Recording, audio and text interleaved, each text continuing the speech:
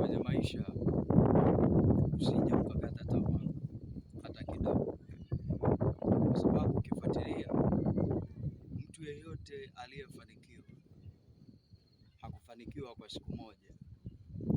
Aliweka mipango, kaweka mikakati, lakini pia wakati anaweka mipango na mikakati, kuna waliomkatisha tamaa na kumvunja moyo kwamba hautaweza wala hautafanikiwa.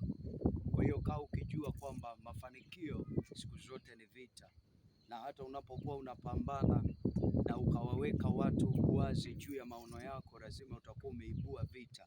Kwa hiyo kwenye maisha yako kaa ukijua Mungu pekee ndiye anayeweza kufanikisha malengo yako, maana wanadamu wanaweza kukuchoka, lakini pia wanaweza kukuinukia kwa njia ya ushirikina, uchawi na njia mbalimbali, wakakuendea kwa waganga, lakini wengine unakuta ni ndugu, rafiki, wanakuchekea usoni, lakini mioyoni wamebeba vitu vibaya. Kwa hiyo kwenye maisha yako amini Yesu anaweza kila kitu, na hivyo mwamini Mungu na uweze kumtanguliza Mungu.